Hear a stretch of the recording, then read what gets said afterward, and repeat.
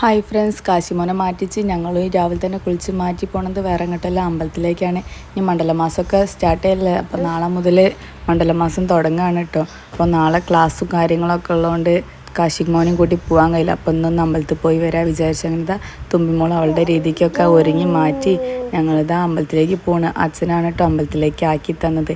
അങ്ങനെ ഞങ്ങൾ പെട്ടെന്ന് തന്നെ അമ്പലത്തിലെത്തിയിട്ടോ. അമ്പലത്തിലെത്തി തൊഴുതിറങ്ങി കാശിമോനും തുമ്പിക്കും കുറിയൊക്കെ തൊട്ട് കൊടുത്ത് തൃമധുരം കഴിപ്പിച്ചിന്. അങ്ങനെ തൃമധുരം തുമ്പി ചേച്ചി കാശിമോന് വായിലൊക്കെ വെച്ച് കൊടുക്കണ്ടോ. അതിൻ്റെ ടേസ്റ്റ് കണ്ടപ്പോൾ കാശിമോൻ്റെ സന്തോഷം കണ്ട മധുരം കിട്ടിയതല്ല. അങ്ങനെ പ്രസാദമൊക്കെ കഴിച്ച് കാശിക്കുട്ടനെ മെല്ലെ കൈ പിടിച്ച് നടത്തിച്ച് നോക്കുകയാണ്. ആൾ ഓക്കെയാണ് കേട്ടോ.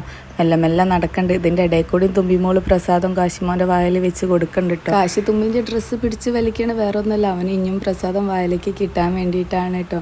ആനത അമ്പലത്തിലെ പ്രദക്ഷിണവും കാര്യങ്ങളൊക്കെ കഴിഞ്ഞ് ഞങ്ങൾ മെല്ലെ ഇറങ്ങുകയാണ്. തുമ്മിമോൾ ഇതിൻ്റെ ഇടയിൽ ചെറിയൊരു കള്ളത്തരം കാട്ടിയത് നിങ്ങൾ ശ്രദ്ധിച്ചു. അവളെ കഴുത്തിട്ട് കുറി മെല്ലെ മായ്ച്ചതാട്ടോ ഞാൻ അറിയാതെ. അങ്ങനെ ഞങ്ങൾ അമ്പലത്തിൽ നിന്ന് മെല്ലെ ഇറങ്ങുകയാണ്. കാശി ബാബാ എന്ന് പറയുന്നത് പശുവിനെ നോക്കിയിട്ടാണ് കേട്ടോ. എല്ലാവരും അവൻ്റെ അടുത്തേക്ക് വരുന്നതുകൊണ്ട് ഇങ്ങനെ ബാബാ എന്ന് വിളിച്ചാൽ പശുവും വരും എന്നാണ് അവൻ്റെ വിചാരം. അങ്ങനെ രാവിലത്തെ നല്ല കാഴ്ചകളും കാര്യങ്ങളൊക്കെ കണ്ട് ഞങ്ങൾ മെല്ലെ വീട്ടിലെത്തി. അപ്പോൾ ഓക്കെ, ബൈ.